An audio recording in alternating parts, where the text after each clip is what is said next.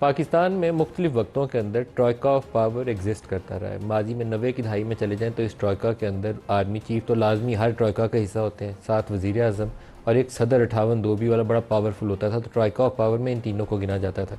Judiciary और establishment या military establishment कह लें, इनका आपस में गठ जोड़ होता था। किसी भी वज़ीर आज़म को गिराने में 58-2 भी अगर सदर इस्तेमाल करता था तो वो पल्ला और भारी हो जाता था और वज़ीर आज़म को उठा के बाहर फेंक देना आसान हो जाता था। वक्त के साथ साथ 58-2 भी ख़त्म हुई। फिर आसिफ जरदारी साहब बहुत पावरफुल प्रेसिडेंट थे, लेकिन उसके बाद ग्रेजुअली इफ्तिखार चौधरी साहब के पास जो ट्रॉयका ऑफ पावर है, अब उसमें आर्मी चीफ़ है और एक ट्रॉयका का जो कोना है तो कौन का, उसमें अब जुडिशरी है और तीसरे में वज़ीर आज़म आ गए। लेकिन अब मौजूदा हुकूमत अगर देखें तो इसमें वज़ीर आज़म भी तगड़ा नहीं है।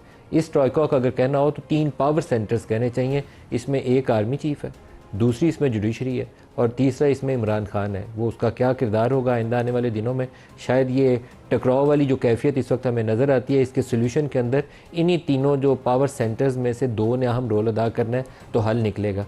जस्टिस अतर मिनल्ला ने आज एक अमेरिका के अंदर बैठ के बयान दिया है, उसमें बार के अंदर एड्रेस कर रहे थे। तो वो शिकायत जो इस्लामाबाद हाई कोर्ट के जजेस तहरीरी तौर पर सुप्रीम कोर्ट को शिकायत के तौर पर बता रहे हैं कि हमारी वीडियो रिकॉर्डिंग्स हुई या टेप हुई या मेरा पर्सनल डाटा बाबर सत्तार साहब ने कहा कि वो लीक हो गया, सोशल मीडिया पर डाल दिया गया। तो सुनिए, जस्टिस अतर मिनल्ला कोर्ट के जज हैं, former chief justice Islamabad high court हैं, वो क्या शिकायत कर रहे हैं, सुनिए। The personal data of my 2 sons was put on the social media and obtained from a government organization. My wife, who has nothing to do with politics, and they had made up a documentary. Yes, those are challenges, but that is a test of a judge's independence. That the judges elevated to the Islamabad High Court, only time will tell. The chief judge mentioned about the 6 judges who had written the letter. 5 out of them were identified, headhunted and recommended by me. Justice साहब कह रहे हैं कि मेरे 2 बेटों का जो ज़ाती पर्सनल डिटेल्स हैं वो एक गवर्नमेंट के अदारे से लेकर सोशल मीडिया पर डाल दी गई हैं।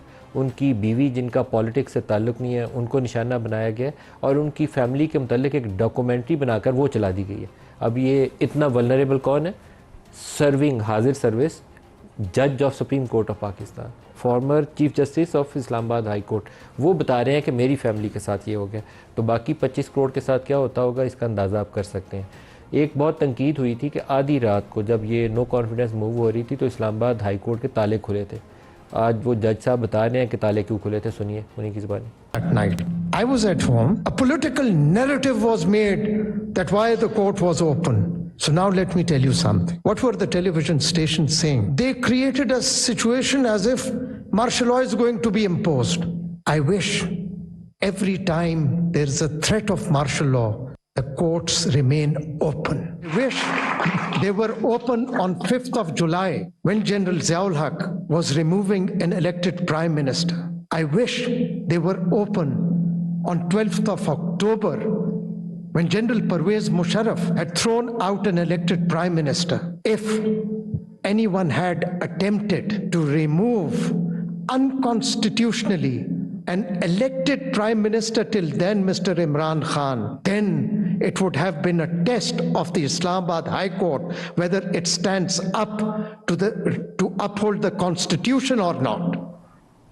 एक मौके के ऊपर जब जस्टिस शौकत अजीज़ सिद्दीकी उनको निशाना बनाया जा रहा था तो उस वक्त शायद जस्टिस अतर इस्लामाबाद हाई कोर्ट के अंदर मौजूद है। बहुत अच्छा होता उस वक्त भी ये ताकतवर पोजीशन लेते, लेकिन मैं इनको शाबाश देता हूँ अभी जो इन्होंने 2-3 इक़दाम किए। पहले तो हाई कोर्ट के अंदर इन्होंने इस्लामाबाद हाई कोर्ट के अंदर लाइव यूट्यूब के ज़रिए कवरेज दिखाने का काम शुरू किया, फिर ह्यूमन राइट्स के इश्यूज़ के ऊपर स्टैंड लेते हुए नज़र आते हैं। और अभी भी जो कॉन्स्टिट्यूशनल मैटर्स थे या democracy related issues supreme court में आए, पीटीआई को जहां बहुत बड़ा रिलीफ मिला उसमें बहुत वोकल थे रिजर्व सीट्स वाले मामले में। तो इसमें वेरी वेल डन कहना चाहिए जस्टिस अतर मिनल्ला को और उन जजेस को जो हक़ की खातिर बोलते हैं। उसको नहीं कहना चाहिए जो हक़ के मौके के ऊपर अपना सर झुका ले या झूठ बोले। एक कैप्टन सफ्दर साहब ने बयान आज दिया है और कमाल का बयान दिया। उनका बयान कहता है कि उनके अल्फाज का चुनाव जो है वो बहुत ख़तरनाक है। वो कहते हैं कि फ़ौज ने गोडों को हाथ लगाए हैं नवाज़ शरीफ के और फिर वो पाकिस्तान वापस आए हैं। ये आम तौर पर तासुर तो ये पहले से मौजूद है, बल्कि तासुर क्या कहना चाहिए, इस्लामाबाद के तकरीबन जितने पावरफुल हल्के हैं सियासी हल्के, सबको मालूम है कि नवाज़ शरीफ की वापसी से पहले उनका इस्टेब्लिशमेंट के साथ रवाबत उस्तवार हो गए थे और इतने अच्छे उस्तवार हुए थे कि जिस तरह ख़राबी थी ना, जिस तरीके से उनको पनिश किया गया था, वो भी एक नामुनासिब अनफॉर्चुनेट तरीका था कि सिटिंग प्राइम मिनिस्टर को एक लॉ को तोड़ मरोड़ के जिधर से नाक मोम की मरोड़ी जा सकती थी मरोड़ी और डिसक्वालीफाई करके नवाज शरीफ को घर भेज दिया। इसी तरह उनकी वापसी का जो अमल था ना, वो भी लॉ को तोड़ के, क्योंकि उस वक्त उनको असूली तौर पर जेल में जाना था, जेल से आके ज़मानत अप्लाई करनी थी, फिर इस्लामाबाद हाई कोर्ट उनकी ज़मानत मंजूर करती, फिर वो एक फ्री सिटीज़न के तौर पर जलसे से खिताब कर सकते थे। लेकिन जिस तरह उनको वीआईपी ट्रीटमेंट मिला वो भी अनप्रेसिडेंटेड था।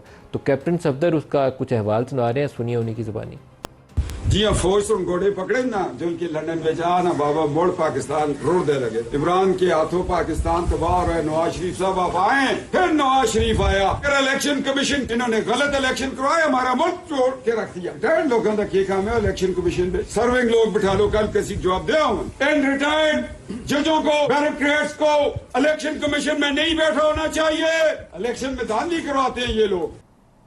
कैप्टन सफदर साहब कह रहे हैं रिटायर्ड जज इलेक्शन में क्यों बैठे हुए इलेक्शन कमीशन में, ये लोग धांधली करवाते हैं, इन्होंने मुल्क तोड़ दिया। और इनकी अपनी हुकूमत ने ट्रिब्यूनल्स के अंदर सर्विंग जजेस के साथ रिटायर्ड जज लगाने के लिए लॉ को अमेंड किया है, क्योंकि बाज़ जजेस जो थे, जैसे जस्टिस जहांगीरी हैं इस्लामाबाद हाई कोर्ट के, उनका फैसला जिस तरफ जा रहा था इनको पसंद नहीं था, इन्होंने प्रोविजन डाल दिया लॉ के अंदर रिटायर्ड जज डालो। तो कैप्टन सफदर साहब अपनी हुकूमत की पहले गोशमाली करिए।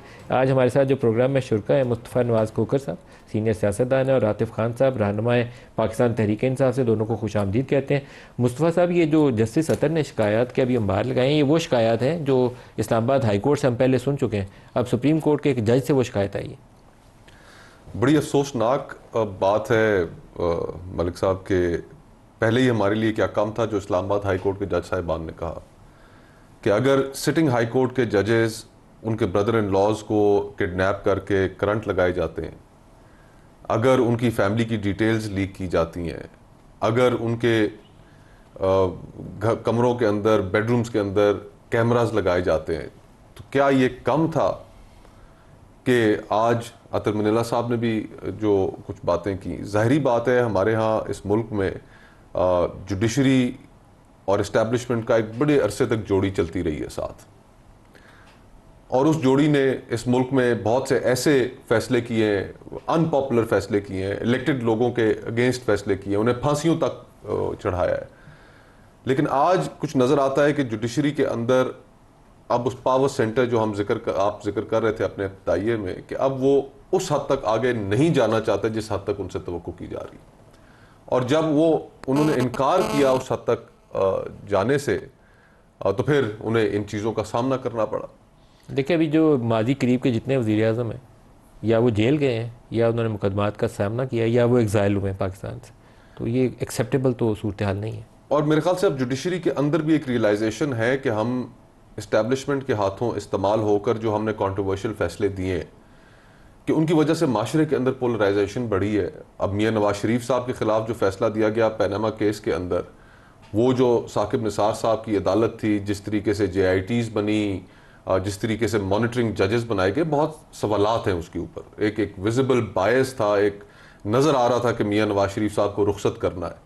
और फिर उसी तरह बाद में, उससे पहले भी हमने इफ्तिखार चौधरी साहब जुडिशल एक्टिविज्म के नाम पर उन्होंने यूसुफ रजा गिलानी साहब को फारग किया। पीपल्स पार्टी को तोड़ने का काम इफ्तिखार चौधरी साहब ने किया था, और नून लीग को तोड़ने का काम साकिब निसार साहब ने किया।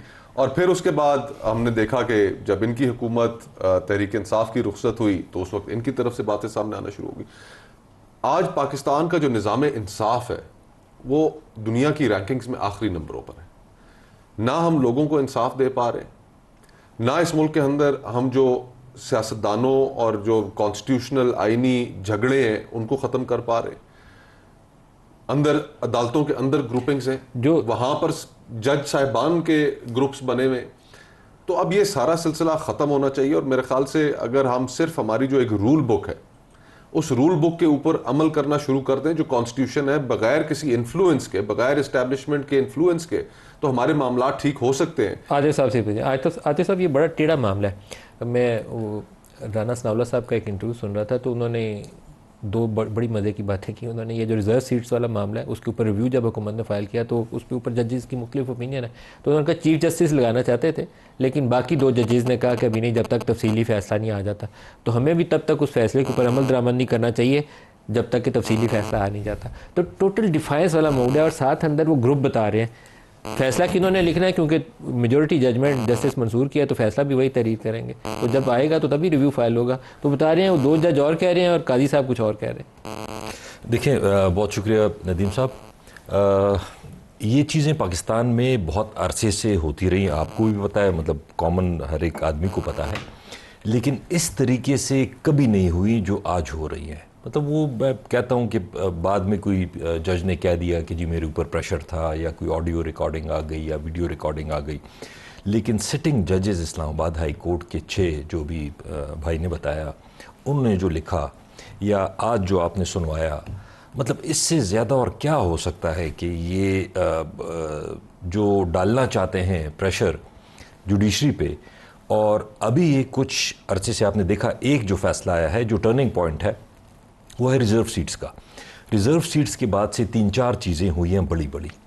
एक नंबर 1 PTI को बैन करने का, दूसरा आर्टिकल 6 लगा दो, एक्स प्रेसिडेंट पे भी, आरिफ अलवी साहब पे भी पार्टी ऑफिस बंद कर दिया। अब ये सारे वो डेस्परेट अटेम्प्ट्स हैं कि इनका ख्याल था कि जुडिशरी हमारे साथ होगी और बस हमारा सिस्टम चलता रहेगा। अब उसने इनकार कर दिया। उसमें ऐसे जजेस हैं जिन्होंने कहा कि इनफ इज़ इनफ, बस नहीं कर सकते हम और ये काम।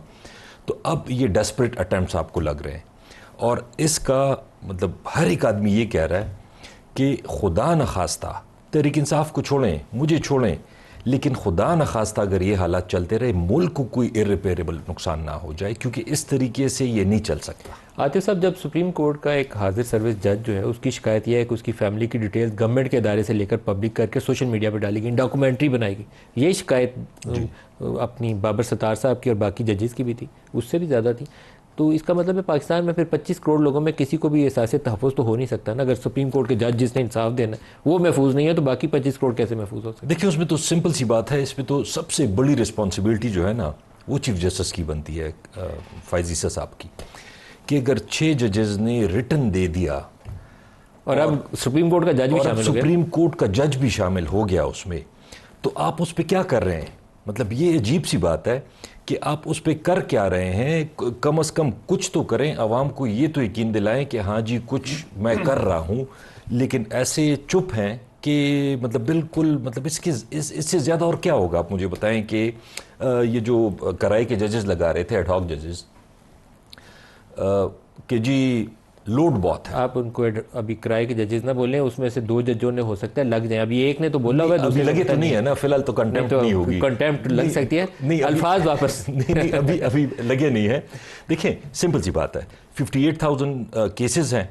अब अगर आपको ये रिजर्व सीट्स के बाद ये 58,000 क्या एक दिन में ये हो गए हैं कि आपको ख्याल आया कि जी बहुत वर्कलोड है, हमें ये जजेस लगाने चाहिए? दूसरी बात, परमानेंट जजेस लगाएं, 4 नहीं 40 लगाएं, कि आवाम को भी इंसाफ मिले ना। वो पोलराइजेशन जो आवाम में मौजूद है, अगर वो पोलराइजेशन आपको सुप्रीम कोर्ट के 17 जजेस के अंदर नज़र आए, या उसको डिस्कस कर रहा हूँ मैं प्रोग्राम में बैठा हुआ, it is very unfortunate, very unfortunate. मैं कह रहा हूँ इससे ज़्यादा और क्या हो सकता है? इससे ज़्यादा मुल्क की तबाही नहीं हो सकती। और मतलब ये उस दिन किसी ने कहा कि जी आप प्रेशर डालते हैं जजेस पे सोशल मीडिया के ज़रिए।